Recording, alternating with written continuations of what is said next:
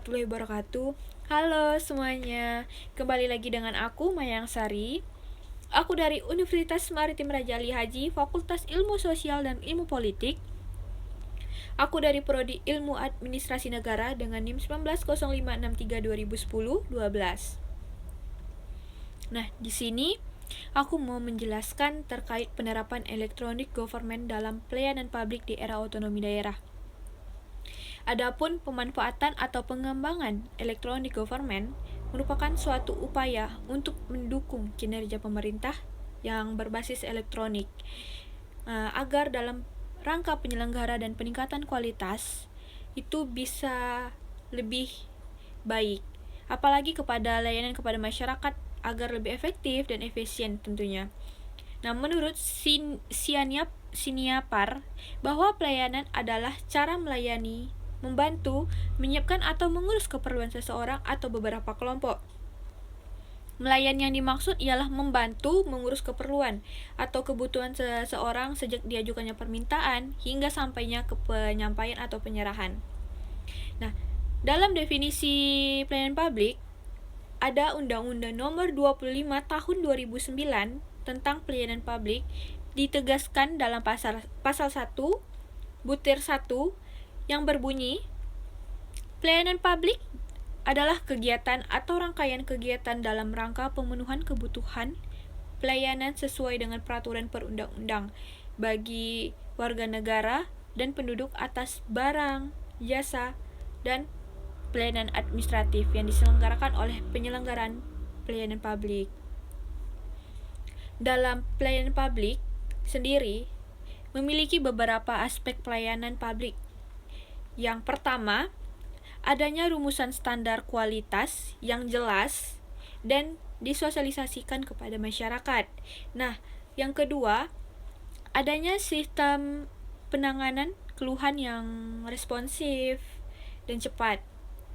Nah, yang ketiga, adanya ganti rugi yang diberikan kepada klien atau penggunaan jasa apabila mereka tidak puas dengan pelayanan publik yang diberikan oleh pemerintah.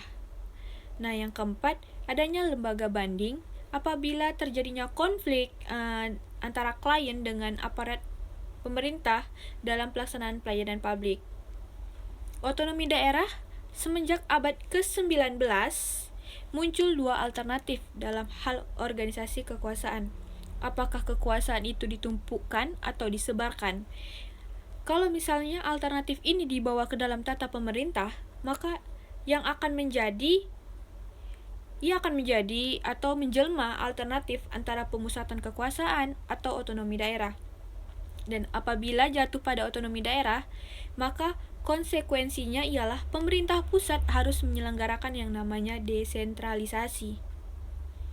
Nah, electronic government sendiri merupakan suatu mekanisme interaksi modern antara pemerintah dengan masyarakat dan kalangan lainnya yang berkepentingan atau melibatkan penggunaan yang namanya teknologi informasi dengan tujuan memperbaiki mutu pelayanan yang telah berjalan menjadi lebih baik.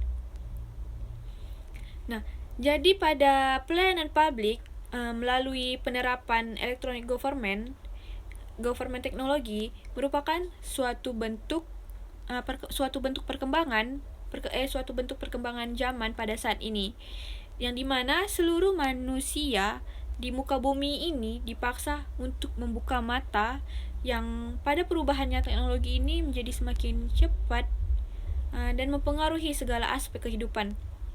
Yang tak disangka juga, dia memajukan teknologi, mempercepat segala termasuk yang namanya pelayanan publik. Nah, dalam masalah penerapan electronic government system untuk memperbaiki tata kelola pemerintah, masalah utamanya ialah yang namanya resistensi dan kebimbingan saat menyampaikan adanya inovasi baru atau mendobrak kebiasaan lama.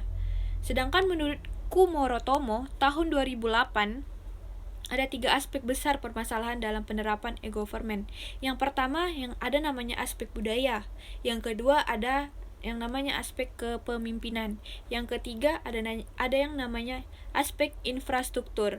Nah, mungkin sekian dan yang dapat saya sampaikan dan jelaskan kepada rekan-rekan semua. Semoga yang saya sampaikan dapat bermanfaat bagi kita semua.